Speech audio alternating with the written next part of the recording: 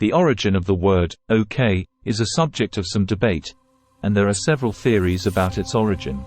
One of the most widely accepted explanations attributes the term to the 19th century United States. Here are a few prominent theories. Martin Van Buren and Old Kinderhook. One popular theory links OK to the 8th President of the United States, Martin Van Buren. Van Buren was from Kinderhook, New York, and was often referred to as Old Kinderhook. Supporters of Van Buren formed the OK Club during his presidential campaign in 1840. Some believe that the term OK originated as an abbreviation for Old Kinderhook, and it gradually became popular as a way to express approval. Choctaw Native American language influence. Another theory suggests that OK comes from the Choctaw Native American word OK, which means "it is so" or "it is done."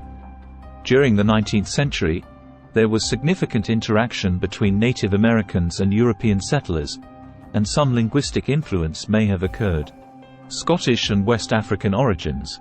Some linguists propose that OK has Scottish or West African roots. In Scottish slang, "OK" means "oh yes," and it's suggested that OK could have derived from this expression. Alternatively, there are theories connecting it to the West African Wolof word, "war-k," meaning "yes indeed" or "it is so." Boston newspapers in the 1830s. In the 1830s, there was a trend of using abbreviations and playful misspellings in Boston newspapers. OK might have originated as an abbreviation for "all correct," a humorous misspelling of "all correct." The global dominance of OK. The usefulness of a term in English does not automatically translate to usefulness in other languages. And yet, OK has burst out of the United States and is now used all over the world. OK has made appearances in Spanish, Dutch, Arabic, Hebrew, Korean, Japanese, Mandarin Chinese, Taiwanese, French, Russian, Indonesian, German, Maldivian, Malay, Urdu, Punjabi, Filipino and other languages. A few factors led to the global popularity of OK. The first factor is the rapid spread of American culture and goods in general, especially during the 20th century. OK was just another export. On computers, for example, OK became a very common label for buttons to show affirmation. As English became a lingua franca, more and more people who spoke other languages came into contact with the term. Another contributor to its status as a loanword is slightly more linguistic. It's easy for most languages to pronounce.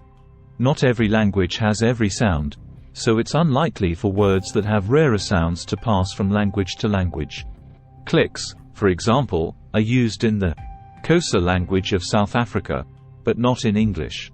The chance of English adopting a Xhosa word that uses clicks is very low, as it's simply too difficult for English speakers to pronounce. Pretty much every language has an O, K, and A, however. Not every language pronounces it exactly the same, but its simplicity was a boon to being adopted so widely. Something about the history of OK shows that the term fills a need that was vacant in languages. That need might be the neutrality of the term.